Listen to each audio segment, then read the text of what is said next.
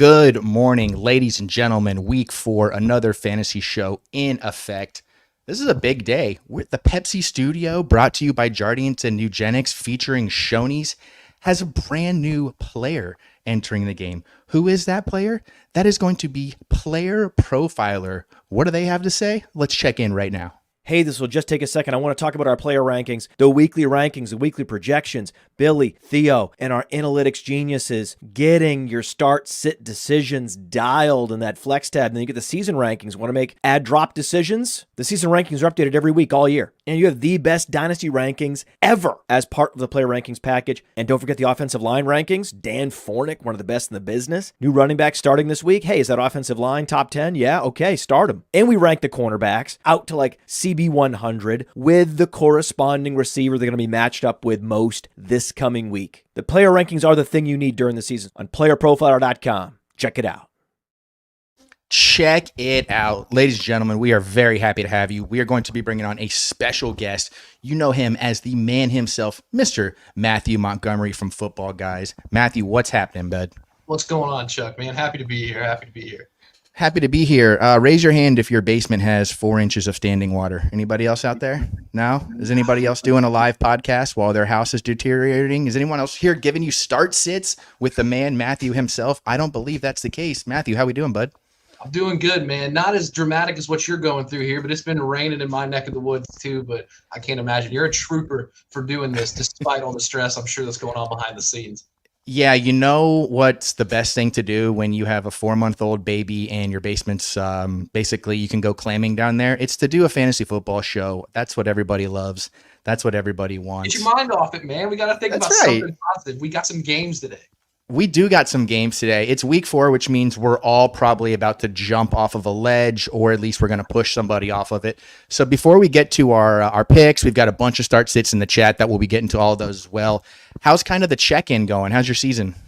Well, I mean, I guess it just really depends on the format. I've got a couple leagues I'm doing awful in, 0-3. I am taking on water metaphorically. And then we've got the other teams where, I'm doing okay. But I do think that my opinion has changed kind of the NFL from the beginning of the season to now. And sure. I think you can see that reflected in some of the teams that I drafted. That's good. It's important to be able to stay the course and not abandon your core principles and your core philosophies off of the rip. That's something that's bit me a lot in the past is I feel so strongly about all these players all season long, and I don't give them enough time to really develop into what I think is going to happen. And that's not my fault. That's the coach's fault. So I'm going to go ahead and put all the blame on them. So let's get to it right now. Who was your best play and who was your worst play of week 3? So I'm going to start negative so I have somewhere to go, right? So always start negative. My worst play of the week was James Conner. And typically he's kind of been fantasy's Mr. Reliable. He's a very boring, unsexy player, but he just flat out scores. And I like guys like that, especially at a position. And at the beginning of the year, I was kind of worried about who was going to emerge as far as what running back usage is going to be like. Conner has had a lot of volume to start the year, but he only touched the ball 10 times last week, which was a season low. It's been 3 weeks. It's hard to panic about that sort of thing, but it was significantly different. And if the main value that he brings is the volume, and you get a game like that, that is a serious red flag for me.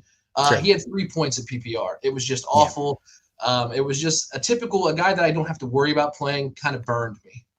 Yeah, I think that's going to be indicative of a lot of teams that play the Lions this year and how they've been able to really just shut down the run. I mean, 3 consecutive games in a row.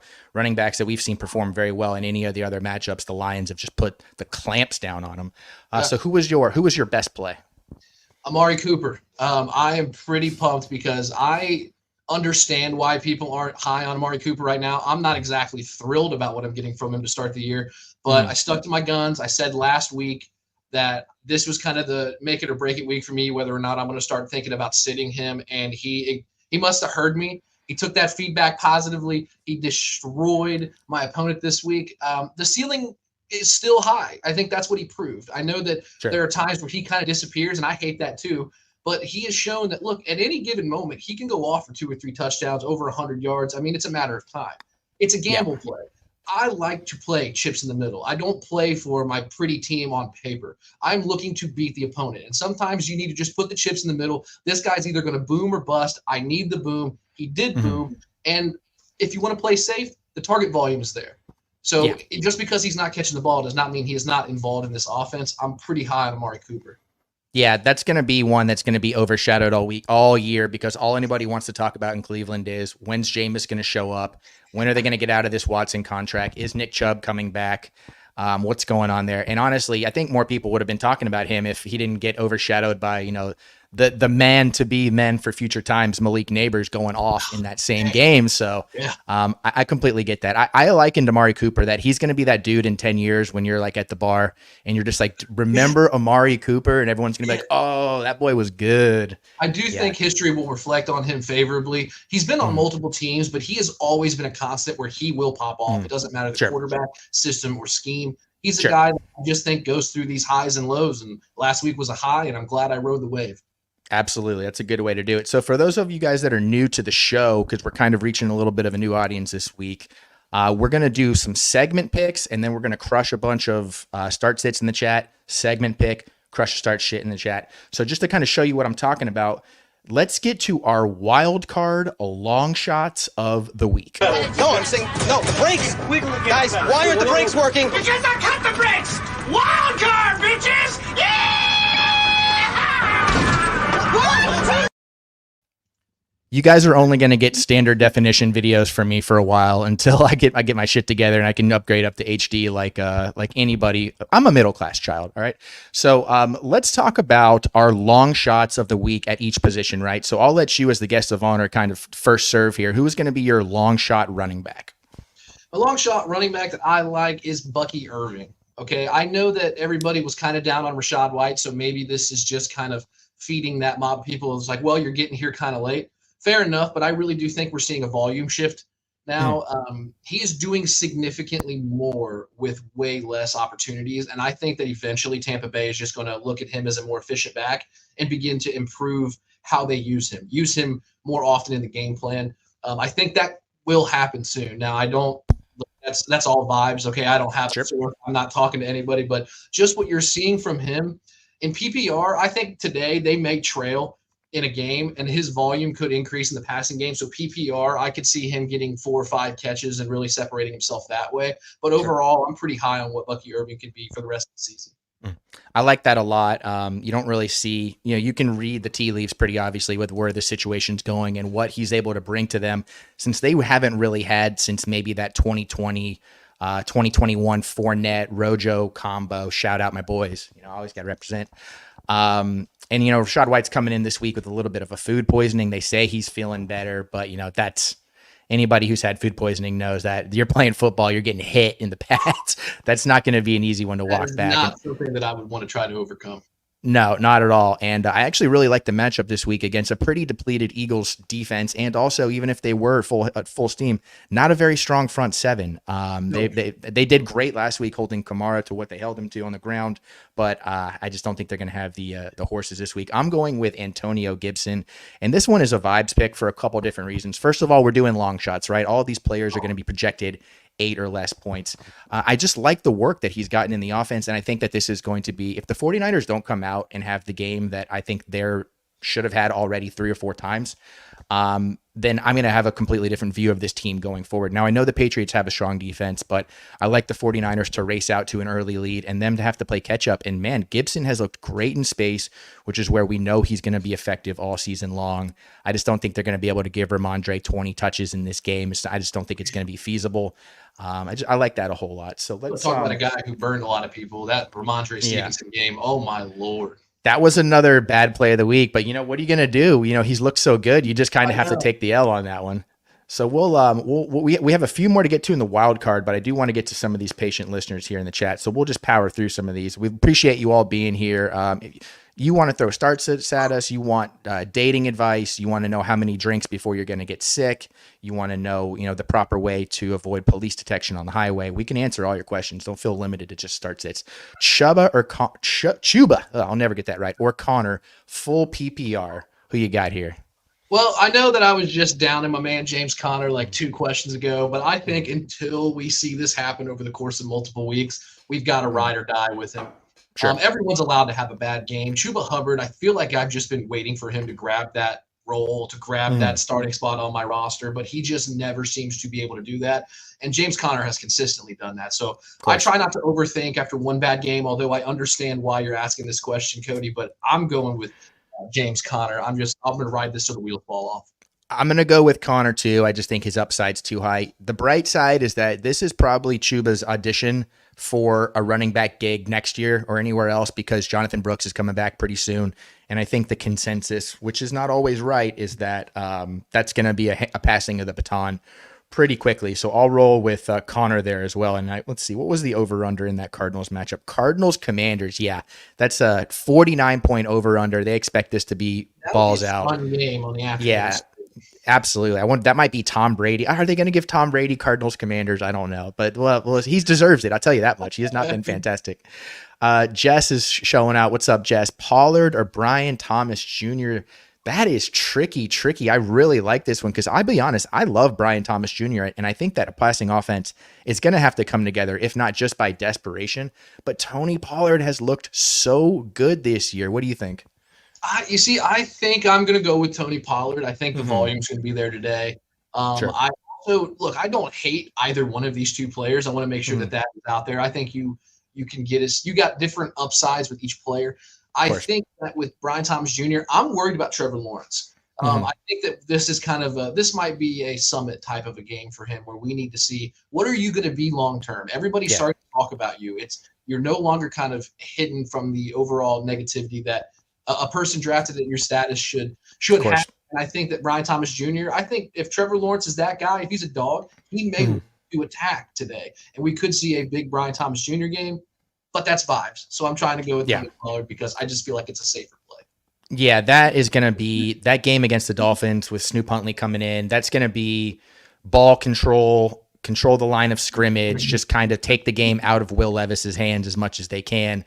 Because I mean that's an 0-3 team that needs they need a win so bad, and I just don't think they're gonna turn the dogs loose in the passing game. So I'm gonna back you up there as well. Although keep an eye on Brian Thomas Jr. moving forward. We'll do one more.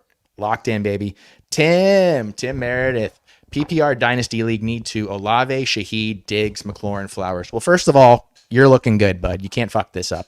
The only way you could fuck this up is if you play Shaheed and he drops another goose egg, which is not completely off of the table. I will say that Atlanta secondary has looked much better than I thought it was going to be coming into this season. They've held the Chiefs in check. Who did they hold in check? The Eagles. I mean, they've been playing really, really well. Who do you got here? And then I'll give mine as well. I guess so. I'm kind of with you. It's going to be really hard to mess this one up unless something happens that you just don't expect to happen in fantasy. But I know no matter what, I'm not playing Scary Terry. I'm sorry. I can't trust Terry McLaurin right now. Sure. So I've kind of eliminated him from this decision. That may just be a bias that I look back on in a week and hate. I think you have to go with Diggs. I think Diggs is just a number one receiver with a good quarterback. I think you always have to make sure that you throw him in your lineup. Outside of that, I understand where the question comes in, but I think I'd rather have Olave than Shaheed, and it's 100% Shaheed burned a lot of people last week, myself included in many leagues. So I just think Olave is safer. Yeah, I'll back you up on that one. I'm gonna go Olave and Diggs. I love that combo. I think Diggs has, you know what? I was not necessarily down on Diggs coming into the year, but I'm just looking at this offense going, okay, this is your classic who's going to eat every week. I'm not sure who it's going to be. And he has been sneaky, really, really good. Yes, Nico's banged up, Tank's out. That's going to be a fun one. And then it looks like Olave is going to push through too. So I like that as well. Joanna, what's going on, Joanna? Last PPR flex for the morning. Must win or this dumb team is cooked. Don't give up hope, Joanna. Your dumb team will not be cooked. Weeks 1 through 4 are always like it's the circus weeks. Okay, you just have to push through these storms and hold it down. I assure you, or you're cooked. I could be fucking wrong on that one. I'm sorry. Bateman or Tutu? Wow, this is the most week 4 question I've ever heard in my life. Thank you very much, Mr. Podman. I like that. I might put that on a koozie. I'll tell you what. I'm gonna go Tutu, and I can't believe it. I can't believe it. I honestly don't feel 100% about it, but. I like this Bills Ravens matchup to be surprisingly low scoring. That's how it always goes when two great offenses play each other somehow. They always end up not quite being what you think it's going to be. And Stafford is figuring out a way to cook with all these injuries happening. And Tutu is really the only guy that I've seen bring any level of explosion. He's got a tough matchup against the Bears, but the Bears have been proven that they're not quite the formidable unit in the back end that we thought they were going to be this year. You gave a little there. Does that mean you're going Bateman? No, actually, I was kind of hoping we would disagree because I'm pretty anti-Bateman. So I also agree with you. And that like wasn't it's like a superhero name, anti-Bateman. Yeah, so I'm just not really I'm just not a fan of his. I'm kind of with you. We tend to see these big hyped up primetime matchups. We think the over-under is going to be 60 points, right? Everybody's going to score. It's like that Monday night in Mexico we got back in the day or whatever it was. I just don't think we're going to get that type of game. I think that both teams are probably going to try to sit on the ball and try to avoid the other team having the ball, which is another reason why I'm going to pick Tutu. I'm kind of with you. I was waiting for Tyler Johnson to be the guy to emerge in that offense, and he didn't do it. It looked like Tutu Atwell was the guy that kind of reached out and grabbed the opportunity last week. And I don't know. Like I said, I don't trust Bateman when everything is going well and it's not a big game, so I'm not going to trust Bateman in a big spot. So give me Tutu Atwell. Yeah, agree on everything, man. No, I'm sure it's coming. Don't worry. I can't believe that's where we're already at in this season, but I got to tell you, that's just how she goes, boys. All right, let's pop into some more segment picks. So we're going back to the wild cards again. We'll do a few more of these, and then we'll get back. Who's going to be your wild card long shot wide receiver of the week? All right, I am going with Jacoby Myers this week. I like Jacoby Myers, which sometimes does not always feel like the strongest opinion to have, but hear me out. No Devontae Adams, they're going to have a volume increase on this offense. Now, I'm not going to say that everything that would go to Adams is going to go to Myers, but they're also down Michael Mayer, I believe. So now we're seeing a lot of pass catchers or potential pass catchers down. So you're going to get Jacoby Myers with a lot of opportunities. Also, the Browns defense is in the bottom half of the league to start the year as far as the pass defense. So I also like that matchup a little bit. I think it's a good opportunity. And like him or not, Jacoby Myers is playing around the same amount of snaps as Devontae Adams, so we are going to see no volume increase. He's going to get the same workload he already would, but probably with more opportunities. So give me Jacoby Myers in a big spot today. I love that one. That's going to be one that a lot of people are going to stay away from because I think for whatever the reason may be, you see the Browns as a defensive matchup, and I think there's still some lingering terrified feelings from last year, as in this is still an elite unit, and it's just not the case, man. They have been getting absolutely cooked. And Myers, I mean, you throw 3 or 4 touchdowns on Myers' career, and he's probably being talked about as like a consistent top 20 wide receiver. He's an excellent player. And I will say there's risk with it. That's why it's a long shot. But I think of all the long shots that I had on here, he was probably my most confident. Yeah, they're also going to get the Andy Dalton boost from last week because you watched him go in and just. Yeah. I thought 2 weeks ago the Panthers were the worst team I've seen in professional sports history, and then 100%. A week later they go into the Raiders and they dog on them. So dude, the Red Rifle is the real deal in Carolina. Yeah.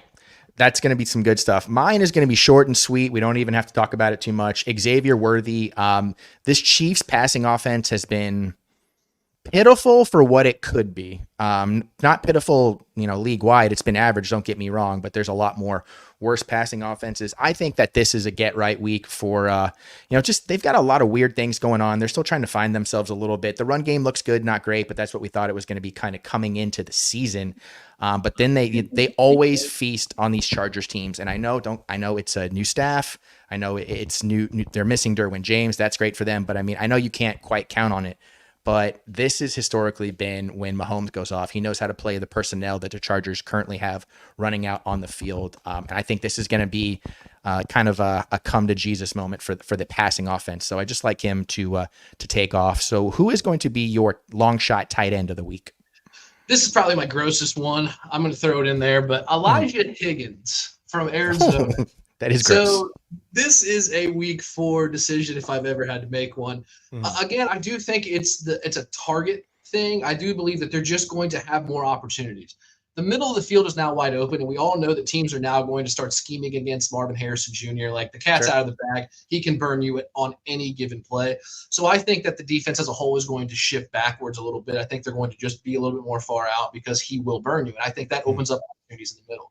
Now, the problem I have with my own pick here is that Tip Ryman saw a significant snap share increase when McBride went down. So, but he didn't have a target.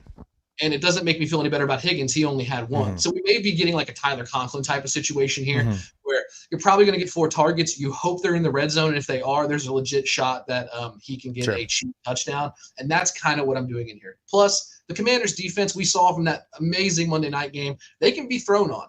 Like they're not going to just stifle you from the passing attack. And I think Kyler's a good quarterback.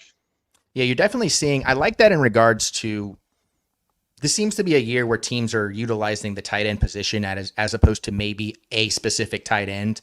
And that's for a myriad of reasons. And obviously it's not true for 32 teams, but you're seeing them put an importance on multiple guys and running multiple looks. Brenton Strange has been the best version of that. Evan Ingram goes down and you're like, oh, no, didn't even really miss you that much, bud. You're not going to set their target record or anything, and you're seeing that happen on a lot of different teams. So I definitely like that pick. I want to shout out our boy here. Theo is in the chat. He said, welcome the Dynasty Degens to the channel, everyone. Smash that like button for Chuck. I really would appreciate that. It's obvious to me, guys, that Player Profiler has been cooking the books, and they've brought me and the Dynasty Degens in to as the fall guys. So we will be taking the bait, and we will be going to jail for whatever crimes have been committed behind the scenes. Heavy lies the crown, Chuck. Heavy that's lies right. the crown. And the crown is heavy today, I assure you. And we will have, you know what? There's no other way I would rather go than to take the fall. So I appreciate that a whole lot. Let's get to our last long shot here, and then we'll get back to the chat for some start sits. Who's going to be your long shot quarterback of the week? Trevor Lawrence.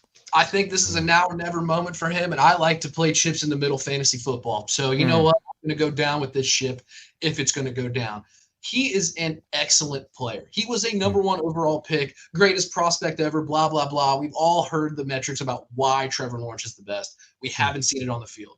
Is it the curse of the Jacksonville Jaguars? Who knows? Is his hair too long? Whatever. I do think that the mental psyche of this game, of what makes a football player great, is the motivation to do great. And I think he's never had a greater motivation. So we're going to see who he is today. I think that he is too talented not to pull himself together. The matchup against the Texans is a better defensive and offensive matchup than you would think with all the star players that they do have. I like Trevor Lawrence. It kind of goes back to the Brian Thomas Jr. thing. He's a good quarterback. And today I think he's going to attack a Texans team because he needs good PR more than water in a desert right now.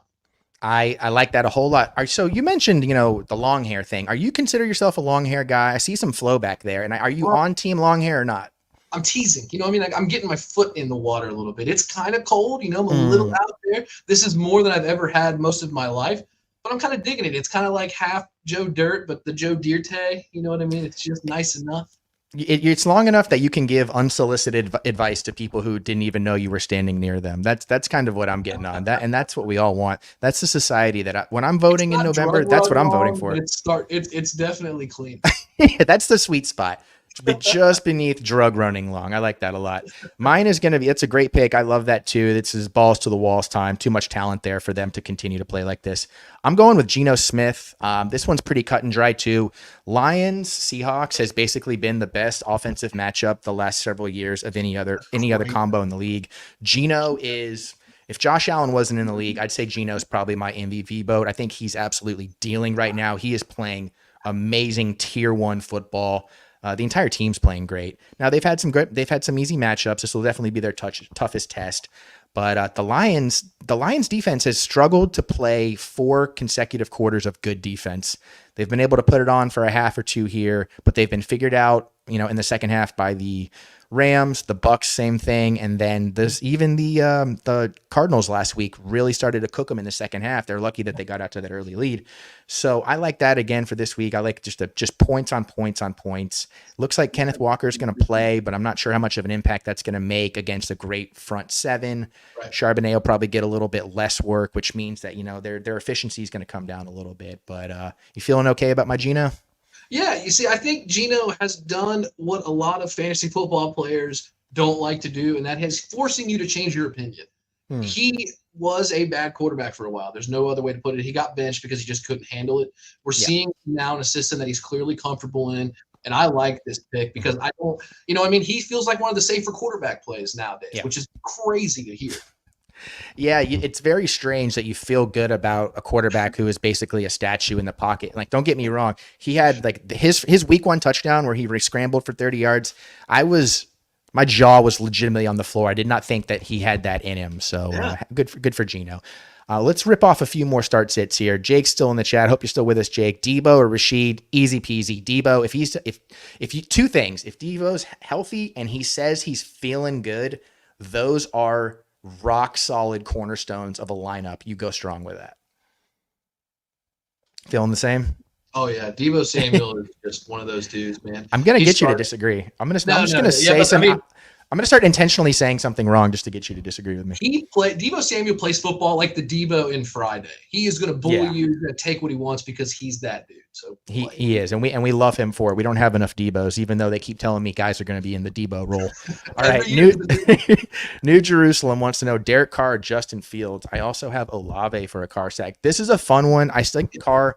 It was a tough game for Carr last week, but really Carr's production, and it has been strong, has been really masked by limited volume. He was 31st in pass attempts going into last week. They're just not letting him throw a ton. Now it is down the field, and I love that. But Justin Fields is kind of starting to cook a little bit. I love the rushing upside, and it's a decent matchup against the Colts. We thought the Colts' run defense was going to be generationally bad, and it's still pretty damn bad. But last week they kind of stepped up a little bit. I like Fields here. What about yourself? Man, I was hoping you'd take Carr because I got a big, strong opinion about Indy this week. So, nice. Let's hear it. Defense is dealing with some injuries. DeForest Buckner is gone. That's a huge loss in the middle. You were also down Kenny Moore for the year. So I think that Justin Fields is the play here. I'm not a huge fan of the Pittsburgh offense. I do think that Fields and Pickens have a good connection, kind of like with Fields and DJ Moore. So I do think he can support a number one receiver, which is not something that Pittsburgh feels like they've had since Antonio Brown. So I like that Fields has a good matchup today against Indianapolis, and I'm not against Carr. He kind of burned me last week a little bit, but he's playing as well as anybody else this year. I don't think this is a bad matchup, but I'm kind of the tiebreaker for me, the rushing upside with Justin Fields against the bad Colts defense. Yep, you're just not getting a lot of rushing volume from quarterbacks this year like we had baked in. You're getting a little bit of a letdown. A couple of the diehards are still holding the fort. But, Fields is just really, you're seeing the maturity we had hoped. And that's a lot of the organization has clearly gotten to him in a very productive way. Let's see here. Another show. Let's go. What's up, Goo Goo Jin? Superflex, 4-point passing touchdown. Start 2. Anthony Richardson, Derek Carr, Will Levis, Huntley. Boy, I don't feel good after reading this. I don't know if it's the coffee or if it's the start, but 4 points. And then you've got these dudes in here. Man, that's going to be brutal. My gut tells me I'm sticking with AR.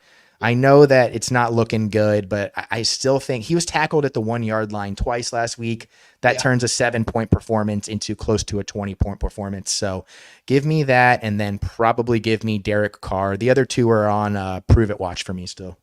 Amen to that. I don't really have anything else to add other than don't get down on AR. It's like you said, he's 1 yard away from being a totally different talked about player this year. Yeah, that situation is going to it's going to right itself in some way. He hasn't had some great matchups to start the year either, and he's played okay. So, you know what? He hasn't played good. I'm going to take that back so I don't get clipped and aggregated. All right, let's get back to some segments here because so the listeners know that when I started the show, I said that my electricity went off over the weekend, basement's flooded. Coffee is in my system, so I had to scramble to grab some new videos and potentially do some new segments. So we're just going to skip around here a little bit, Matt. So just bear with me as I try to sober up, so they say. So this is going to be our big week winner. No, it is thick. Why don't we just take it? I could kiss you on the... All right, well, what? All right. Who is going to be our... Yeah, it's the best. Who could be our I could kiss you on the dick big week winner? And I'll let you start. Aaron Rodgers. Aaron Rodgers looked like old Aaron Rodgers last week. It was domination, okay? We can slow play how good it was because it's been 1 week. He's coming off a debilitating injury, blah, blah, blah, blah, blah. But I think that he is waiting to explode. He's like a volcano full of ayahuasca and strong opinions, but also he's a volcano of good quarterback play. We've seen that when he is at his peak, we may not have seen anybody throw the ball better, maybe Patrick Mahomes. So I don't think we're getting peak Aaron Rodgers, but I do think that we're not going to get this shell of an Aaron Rodgers that we all kind of expected to have. Also think that the Denver Broncos had a huge loss defensively with Alex Singleton, which is their leading tackler, and he was kind of taken care of over the middle. So Aaron Rodgers is perfect for a quarterback that takes what the defense gives him, and I think that Denver gives him quite a bit around the middle today. So I think Aaron Rodgers and maybe even a Conklin. I'll throw you in a second. I love that. I think that there was a return to form in the calmness that he played with that was really refreshing against a very, very good team, or very good defense, that is. So if that can be the baseline for him going forward, I love for him to eventually step up. I mean, like you said, the arm talent is as there as it's been in a couple of years, it feels like. So that's definitely He had a throw on that back shoulder that Thursday game where it looked like an old Aaron Rodgers, and I think that should be the thing that we take from the game, not the full production. How did the throw? Yeah, and that's what we need, right? That's what we're going to need for all of this. Mine is going to be Stephon Diggs, and we kind of touched on it a little bit earlier, but I mean, I just love it checks so many boxes, right?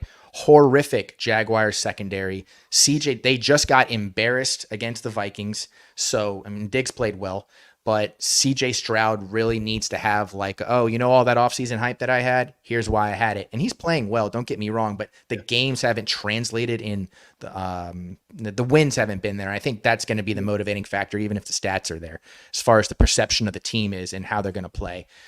They feast on the Jaguars. We're talking about like all the boxes again, right? Tank Dell's out. Nico Collins is banged up. I mean, this is just Joe Mixon is not at full form. What more could you want? As long as Laramie Tunsil isn't drawing 6 more 15-yard penalties on every single drive, I don't see any reason why this isn't a 30, 35-point game for the Texans, and then hopefully a 20 to 25-point game for Diggs. Yeah, so you talked earlier about the Andy Dalton boost. I'm going to call this the Stephon Diggs actually likes his teammates boost. We haven't gotten far enough into the season to see Stephon Diggs really turn on the team. That's tongue-in-cheek a little bit, but we have seen that towards the end of his run with Minnesota and now the Buffalo Bills, things changed when his attitude changed. I think he's completely bought into this offense, and I think that when we get this version of Diggs, it's the best version. He is a top talent at the receiver position, so I love this pick. I love that as well. I appreciate the ride or die. I want to check in with last week's AFS guest Lobo. He said Bucky Irving for the win, and this is in reference to your to your Bucky Irving pick. Just so everybody knows, Lobo went 7 for 9 on his pick, so Matthew's got a pretty high bar to clear. This easy at all, so I appreciate him backing me on something because I saw the first 2 guests you've had, man, have really set a high bar. So kudos to I them. know. Yeah, you'll notice I'm posting how they did and not myself, and that's very important. Very important to remember. Let's go with another one here. Let's go with I think you should leave him on your bench. Get her! She's trying to get Jarvis! All right, you know what? This one's dumb. Dump it. Trash it. This one's garbage. Tiny Dinky Daffy, 92. Pancaked by drunk dump truck driver. Yeah, I'm going to get my editing chops on the game here, folks. I assure you. For me, I'll start us off on this one. This one's, I don't feel good about it because I hate to be a wet blanket and piss on a fire, but Quentin Johnston, basically saved by broken coverage touchdown last week. That's keeping him relevant. And I have liked that he has had a nice role for that passing offense. What there has been, at least, right? Really brutal matchup this week. Justin Herbert's, he's coming in. He probably shouldn't be playing, and he definitely shouldn't be playing against this defense. I like the Chiefs have done a pretty damn good job of shutting down anybody who isn't a significant wide receiver one.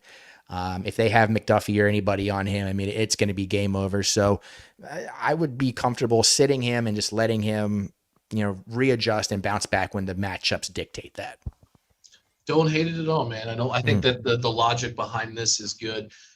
We have to remember we were all down. Every one of us. There was not a single person that said, hey, this Quentin Johnston guy, I'm going to stick my flag on this hill. This is where I'm going to die. Nobody did that. So let's not forget where we came from here. 1 week is great. I love it. I'm excited for the guy. It would be cool to see him put this together, but I'm with you. You got to kind of hold off.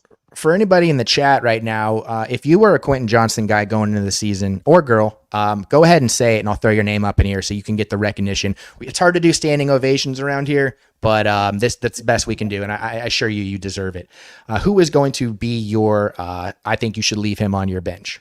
Well, I'm also going to put out a fire here. Sam Darnold, I know that he is Oh no. darling right now. Okay. Mm. Now, hold on. I want to also start by saying this is not a season-long indictment. Okay. Mm. We're getting our first real Darnold test today, I believe. The ugly with him always feels like it's around the corner. You never know. It's like a horror movie. You know it's coming. Mhm. When is it going to strike? When are the turnovers going to come back? Now, I don't think he's going to absolutely, wet the bed here, but I do think that the Packers defense is better than people realize. They're 7th in the NFL in sacks currently. We're going to see him in a road game at Lambeau Field, the first time he's going to be playing in this rivalry. Is the hot streak going to continue when the lights are the brightest here? I don't know, man. I want to see what Sam Darnold does, this new Sam Darnold. It's a spot here, and it's kind of like the Trevor Lawrence thing. I want to see how you perform. I think Trevor Lawrence will perform. I don't think Sam Darnold is going to be the week winner he has been to start the season. Now, there is some late breaking news that Jair Alexander is out. Now, apparently he saw the Justin Jefferson clips, and he said, you know what? The best way to avoid me eating my own foot is to just not play in this game. So does that impact your feelings at all? Yeah, it definitely kills the vibe a little bit. So I appreciate that. No, Yeah. I just put out a fire of you putting out a fire. So that is big. Okay. So taking back everything I just said with that, I think that Sam Darnold now has a good opportunity with Justin Jefferson on one-on-one, but I don't think they're just going to leave Jefferson one-on-one with the backup corner. I do think they're going to try to scheme Jefferson out of this game. And if it's Keyshawn Nixon, I think will probably draw that matchup this week. So I'm still be wary. The Packers have a pretty good defense all the way through, but that changes a little bit, man. I like that a whole lot because I would like to not have to consider playing Darnold over, like, I don't know, any other quarterback I drafted. It would be nice to see that's not going to have to be a dilemma that I'm staring at my phone on the toilet at midnight on a Saturday trying to figure out what the hell I'm going to do. That's really good. All right, let's pop off some more start sits here. Let me see if I can regroup and find out where we were. Here we go. Okay, this is just an easy one. Sneaky play today. Noah Brown. Do you like anything that Noah Brown could bring in this kind of, we saw the Jaden Daniels breakout party last week going up against the Cardinals. Like we said, that over under super high 49. Do you like Noah Brown as a deep play?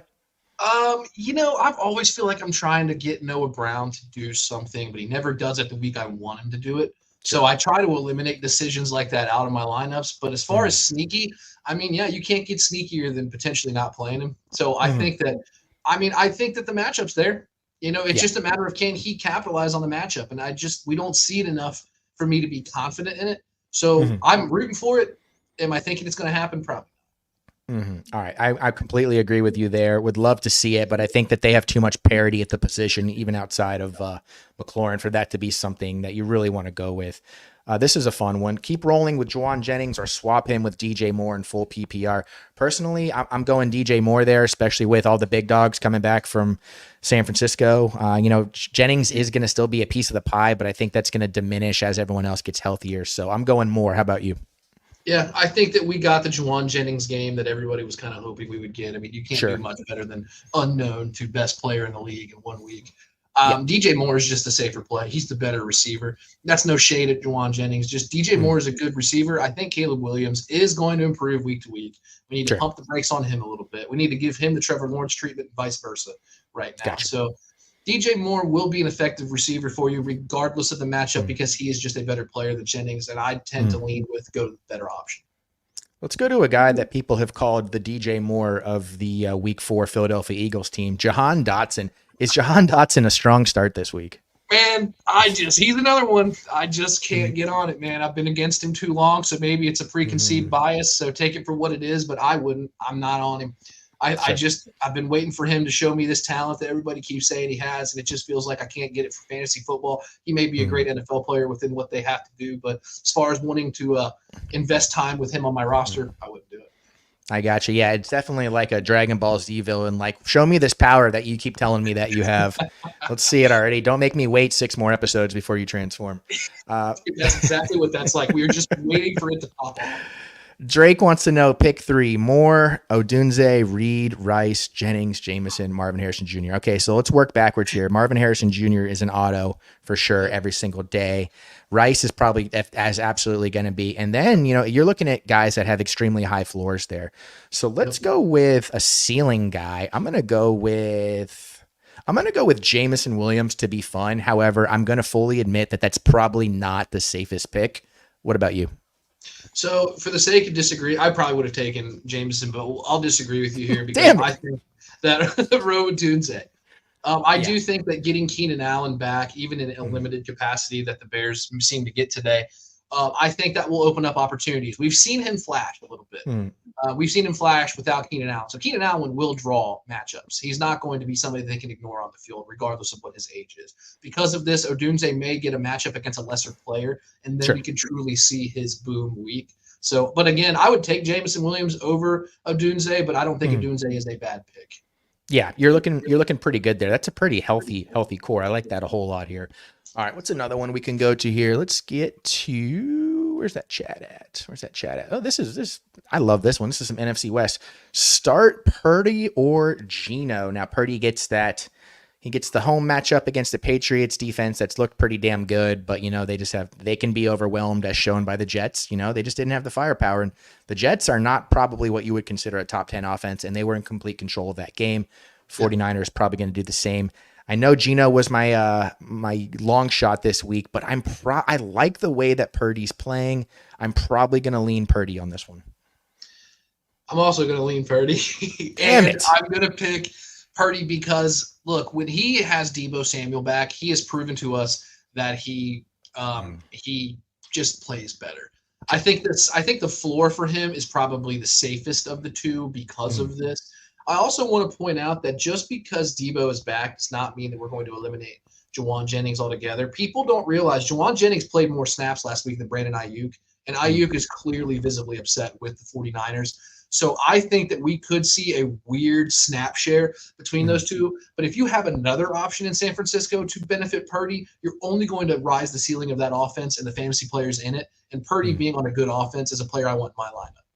Yeah, he's definitely, I couldn't agree more. He's somebody who's like CJ Stroud, has played well in every game, and the top line stats and the advanced metrics aren't really going to quite indicate how difficult it's been for him to kind of produce in some of these situations. So I'm with you there. Let's get to our nervous play of the week. Who is it? Who is it, Michael? Who? It's okay. No. No. Oh my God! Oh my God! Now, this category is for guys that were playing, but we're sweating it out even as we go into the week. So I'll let you once again serve here. Who's going to be your nervous play of the week? Dalton Kincaid is killing me. He's probably my most rostered player in all of fantasy, and I do this way too much. The Bills are so good, I think, that they just don't need a game plan player. They are just going to take what the defense gives them, and their number one player is truly just Josh Allen. Josh Allen is the focal point. He is the system. I don't think that they have they have a deep dominating number one receiver. I think they have a hodgepodge of really good talent. I don't think hodgepodge should be looked at as negative. I just think they have a lot of good players. And Kincaid, he's a big target, but he only has 11 targets in 3 weeks. That makes me nervous, especially at the tight end position. Everybody's getting burned, so I don't feel as bad with him as my tight end option.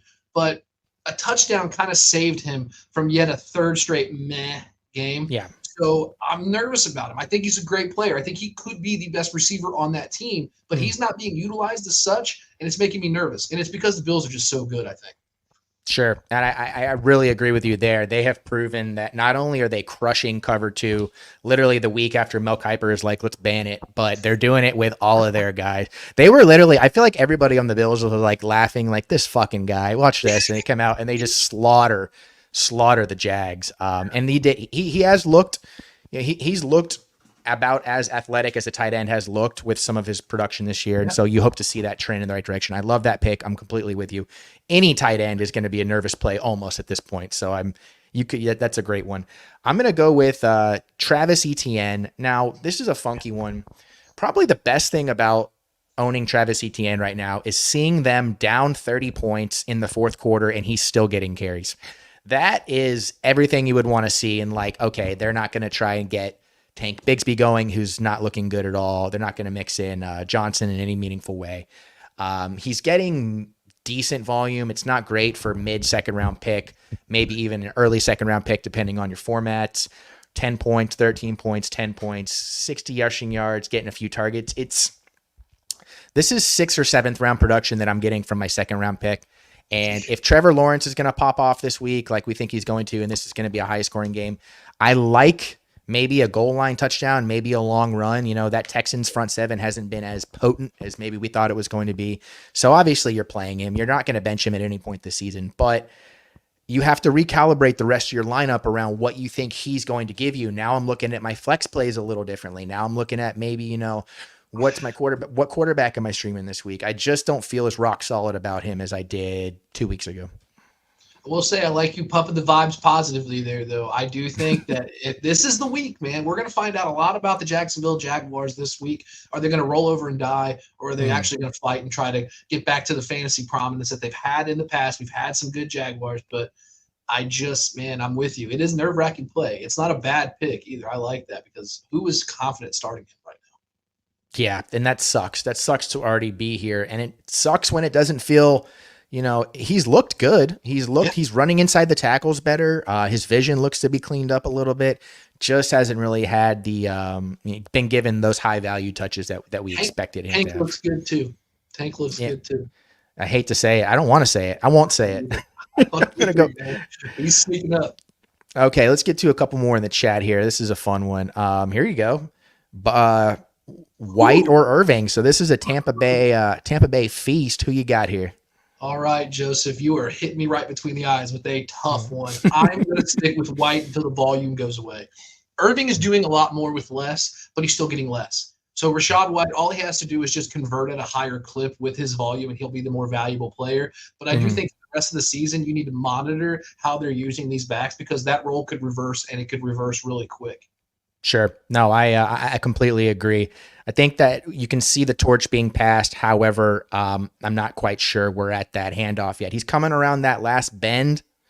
But I mean, they're still giving White a ton of targets. The Kentucky Derby, and there's one horse that's out to the lead, like 3/4 of the track, but then that last 100 meters, you see the one just chasing him down. Yep. It's like, oh, is he going to get him? We're in that level of territory right now with these two running backs. It's like, oh, who is going to win? Who's going to take it?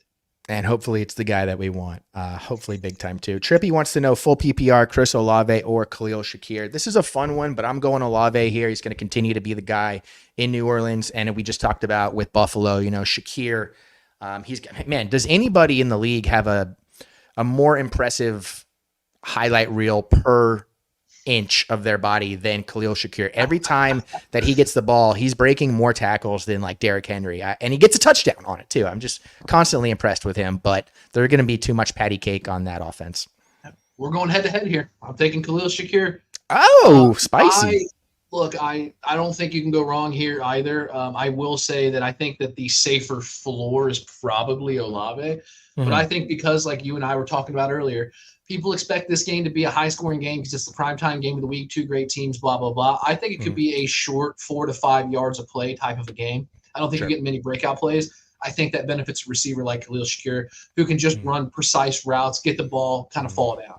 He's going to he has, I believe, the higher ceiling because I do think that because the game will be so shortened, red zone opportunities will be more concise, and I think he's got the better quarterback right now. I think Derek Carr's having a great year, but Josh Allen is having an MVP type of a year where it's just like, man, who is really going to take these guys down?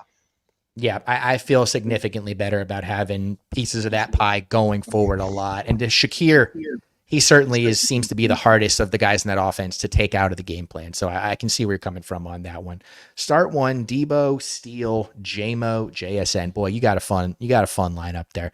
I'm probably going Debo, JSN. Feels like that for me. I'm not hesitant. I'm not worried about Kareem Hunt this week. Steele looked pretty good. They definitely are going to be giving him the lion's share of the carries there.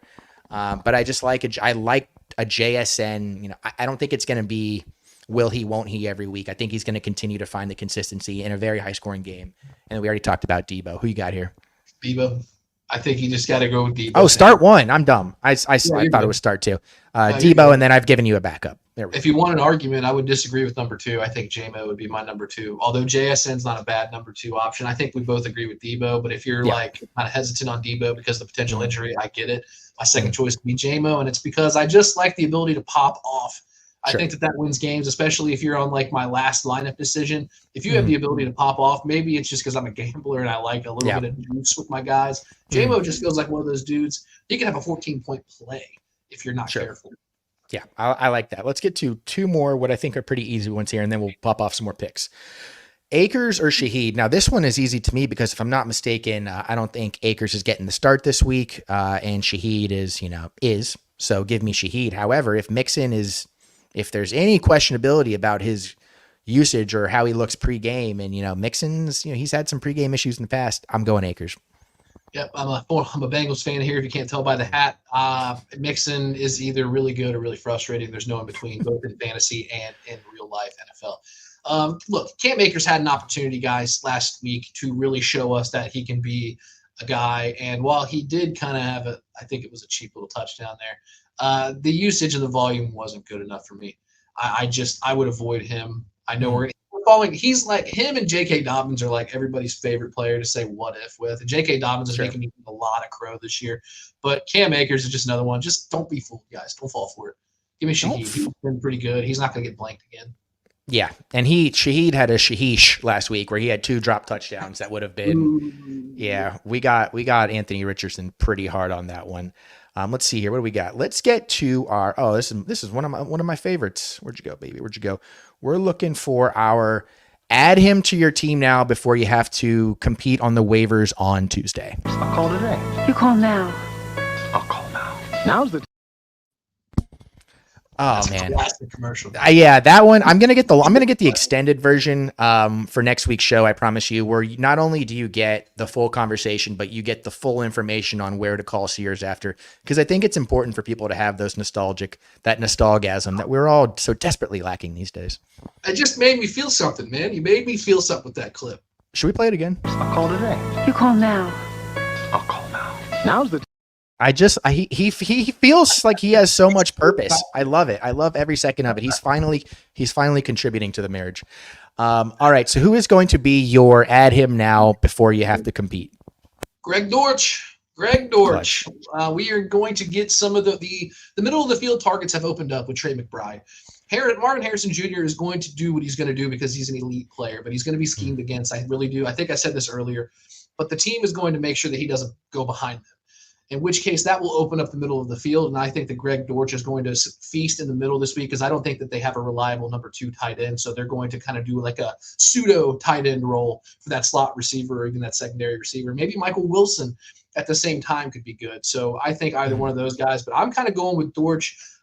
We got more targets, and they don't have that number 2 tight end. Correct.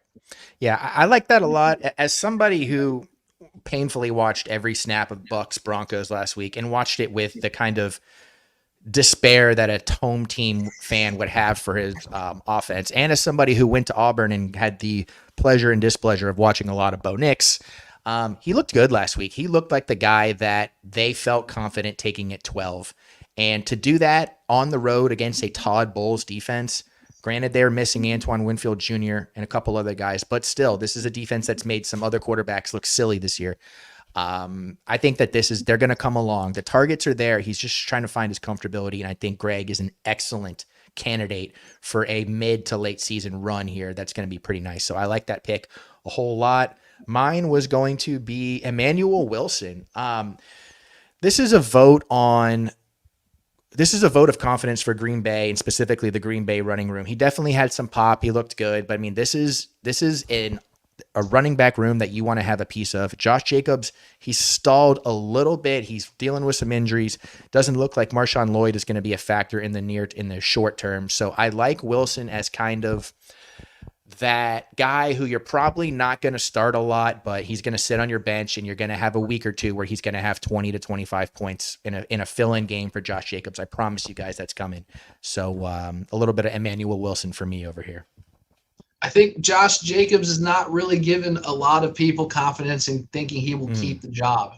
I think that he is 2 or 3 bad game stretch away from them getting a real look at Emmanuel Wilson. And we just, I don't know. I mean, I like Josh Jacobs. I've got Josh Jacobs, but he's been a very frustrating guy to watch because like he doesn't do anything and then he'll have like a 10-yard run and it'll kind of save the game. And then he'll have like 5 or 6 carries in a row and then like a 12-yard run. So like you're getting that Peterson type of volume without the touchdowns and the great plays and the huge athleticism and the Hall of Fame resume and all that nonsense, man. I think Emmanuel Wilson could take that job, but yep, that the writing's on the wall with a lot of these running back rooms. And shit, you're talking about if you're looking at a pre-draft board, you're like, okay, who do I know has the grasp on the running back one role here? Josh Jacobs was probably in the top 5 of guys that fit that bill, and we're already to week 4, and we're like, grab his backup. Yep. All right, so what we're going to do here is we're going to do our last 2 segment picks, and then we're going to just power through some more start sits, and then we'll get everybody on their merry way. So let's get to this is going to be one where I screwed up here. This is going to be our bounce back of the week, but I could not find my bounce back clip, so I'm just going to play one that I love. Oh, I love fantasy football. And I love being a future champion. All right, great. It's always good to have some Ruxin on a Sunday morning. Who is going to be your bounce back of the week? Tony Pollard, because I believe the Dolphins may be dead on defense. The team has just no real spark right now. I think that there's a lot of bad vibes in that building.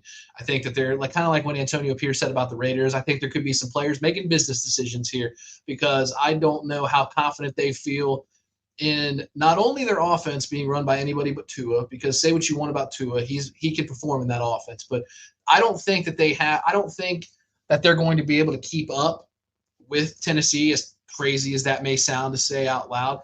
And I also think because of that, they may just try to run the ball and just beat the life out of them to win this game, make it ugly. I also don't believe that he's going to have the same volume. Last week, he only got 9 total touches. He averaged 21 the first 2 weeks. That's a pretty huge drop-off that I don't anticipate happening 2 games in a row. Sure. So I just think his point total kind of bummed us out last week because he just saw the ball a lot less, and I don't think that that's going to happen this week. I absolutely love this pick. The Dolphins we had another segment that I cut for time because the chat was just so beautifully overwhelming and I wanted to get to as many of you guys as I could. And it was going to be our scared to compete of the week. And the Dolphins are my scared to compete organization right now. They basically get a skate. They get a skate by. Nobody takes any personal responsibility for anything happening except for Tua. And I hate to even say that, but he's the guy who takes the fall here, whether it's his fault or not. Literally, pun intended. And so now they just get to roll out this, uninspiring, look at us trying to be creative, like doing your homework. No steak.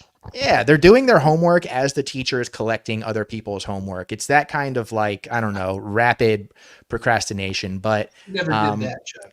No, not even one time. And I think that there are teams can take advantage of that, teams that have an identity. And the Titans' identity is batshit crazy. And that can make for high ceiling games. It's going to make for some crazy low floor games as well. But I just think that there's an opportunity for them to do that. Will Levis played very well against the Dolphins in his last year. I think they had a come from behind win in Miami late in the season. So I just like a get right game for Tennessee, and that's going to be start with the run game like we talked about earlier. So I love your pick there. I'm going with one that I cannot believe. I can't believe it. I never thought I would have a single positive thing to say about this guy all season long. T. Higgins, it's going to happen, and it's going to happen because when you catch your feelings getting so negative that it's like your own alarm bell starting going off, like, wait a minute, the scale is tipping too much. I'm feeling that right now. He's playing the Panthers, who are a cupcake matchup, over under 47.5. Andy Dalton's back. I think this is going to be a fireworks game. Over. Smash the over, ladies and gentlemen. We haven't given out a lot of bets this week. That's one of them. 1 o'clock game. He's going up against the team he'll be playing for next year in the Panthers. There's just something about it. He almost had 2 touchdowns last week, and one of which I have to admit was not his fault. Joe Burrow threw a very jumpy pass in the end zone. Very difficult even for somebody of T's frame to react and pull his feet down. So had he pulled that down, he wouldn't even be in my bounce back. He would have probably been in another category. I like T. Higgins to be the last guy to finally come alive this week. How do you feel about that? Oh, you know how I feel about T. Higgins, man. There we go. Mm-hmm. He is going to be fine. The Bengals as a whole are kind of in their Trevor Lawrence arc here. You're either dead or you're still going to show a little bit of fight. 0-3, we all like to act like is dead, but it's not. It doesn't feel as bad as 0-4. 0-4. I mean, I know you're done. And I think that T. Higgins, I think the offense as a whole is going to look at this Panthers matchup as a cakewalk. I think they're going to take it serious. And I think that's why it will be a cakewalk, because they know that 0-4 is a death sentence. They're playing against Andy Dalton, which may not seem like a lot, but Andy Dalton was a big deal in Cincinnati. He was. So I do think that there's a little bit of juice in this game. We're going to get some points because Dalton isn't going to want to play bad. I think that we're going to have a fun matchup here, but it's one that I think the Bengals win and control very easily. And it's going to be because of their great receivers and Higgins being one of them. I've got just one thing that I'll say if he doesn't score double-digit points this week. Right, you piece of dog shit! You're fucking dog shit! He will be I think you should leave next week. I assure you on that one. Emmy Award winning. I think you should leave. I want to make sure people know. Yes. I love God. You're absolutely right. He I think multi-time, if I'm not mistaken, he's cleaning up. Okay, let's see what we got here. Let's get to our very last one here, and this is going to be our my rage has been unleashed. Trade him or drop him of the week. I've contained my rage for as long as possible, but I shall unleash my fury upon you like the crashing of 1,000 waves! Begone, vile man! Begone from me! A starter car! This car is a finisher car! A transporter of gods! The golden god! I am untethered and my rage knows no bounds!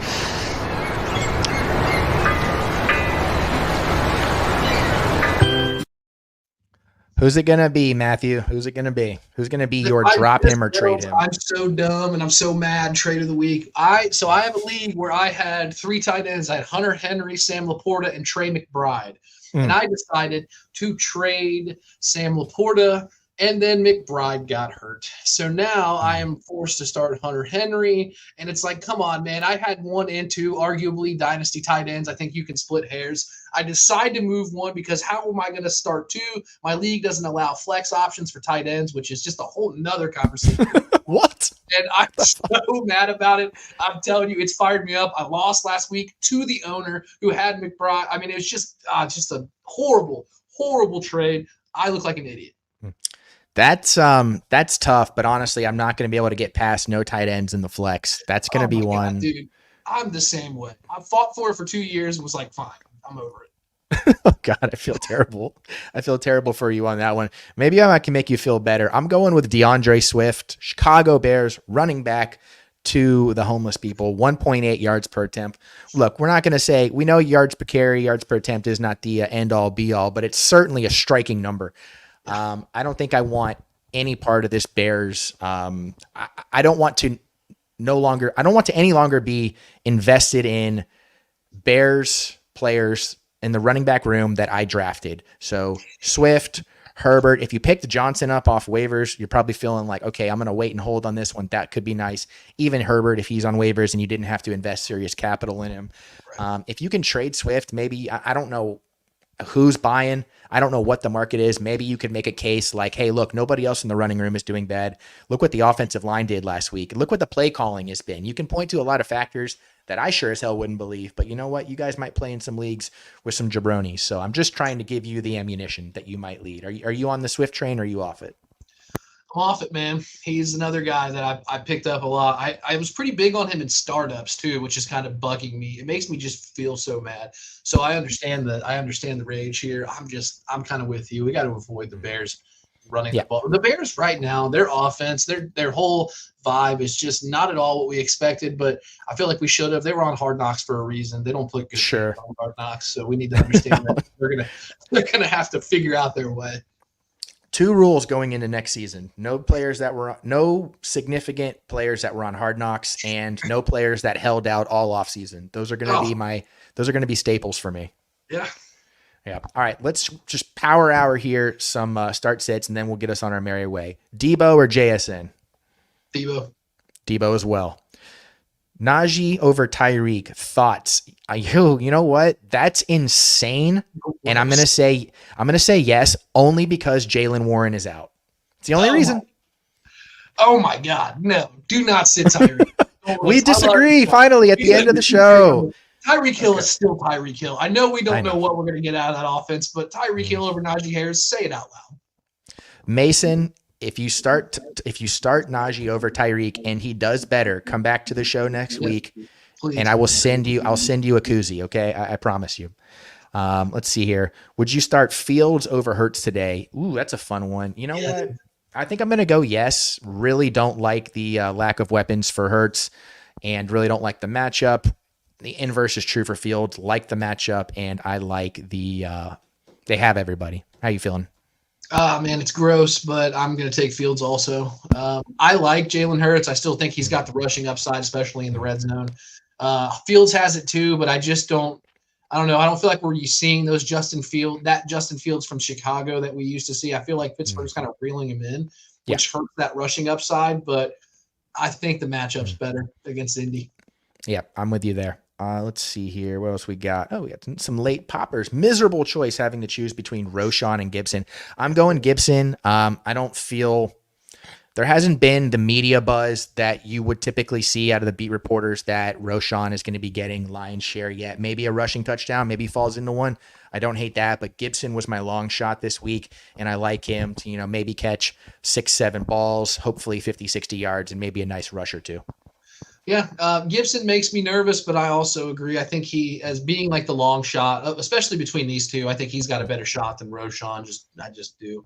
Yeah. The only thing that concerns me about Gibson is he's just not getting snaps, man. You're hoping that he gets this done anywhere between 18 and 14 snaps. Stevenson is playing anywhere between 50 to 20 and all that. So, I mean, it's just Gibson's one of those guys you need to make sure that, he cannot afford to not do the most with every single carry or every single touch that he gets. So I'm with you on that one.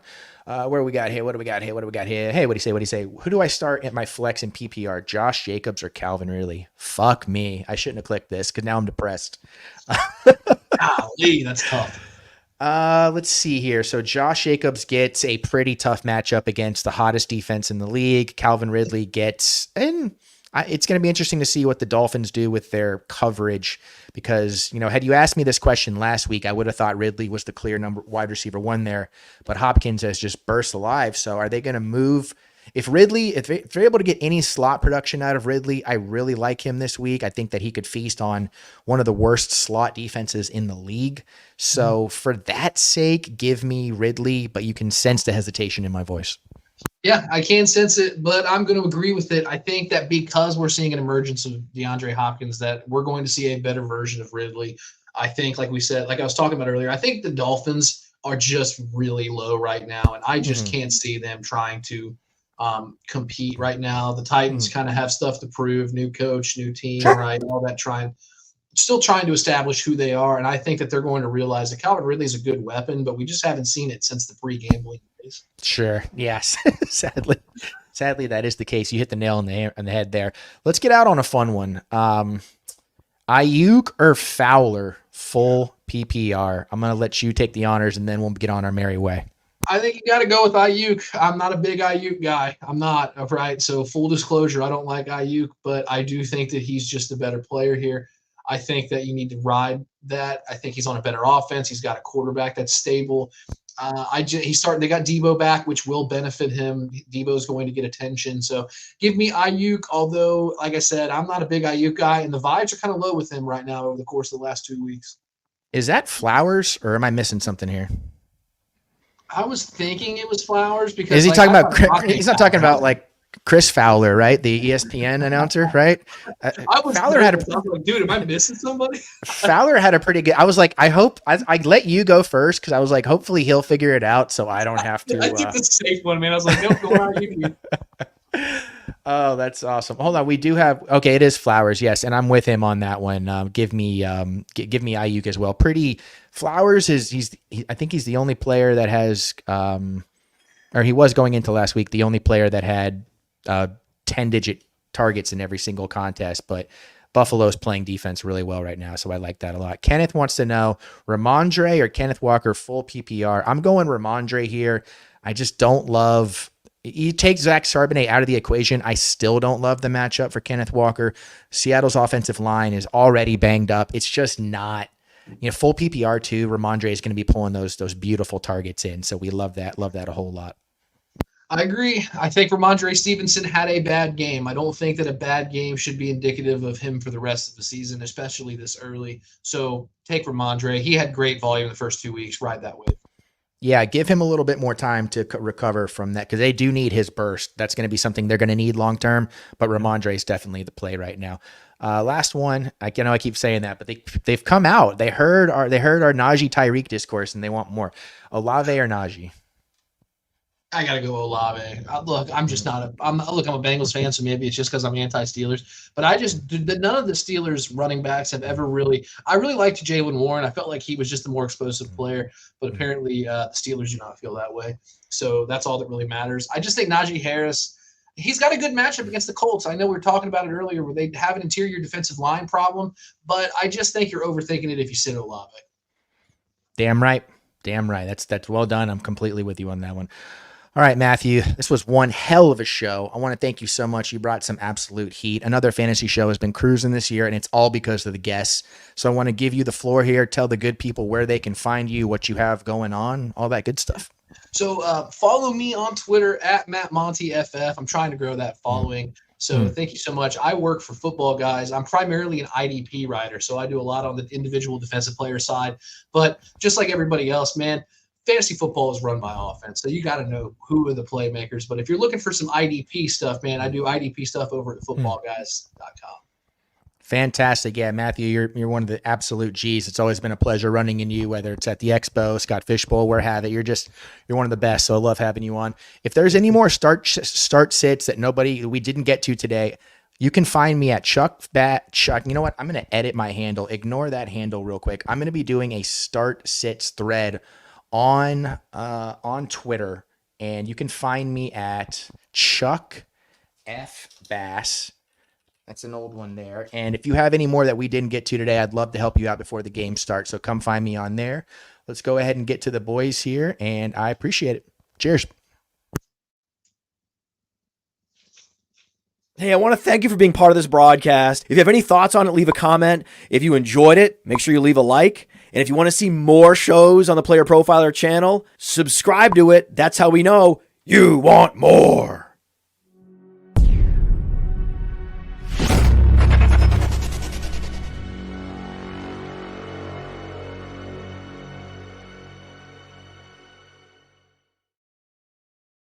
Shout out Theo, shout out Matt, shout out John, all the guys at Player Profiler, super caffeinated right now, tripping over all my words. Love you guys. I appreciate it. Good luck this week.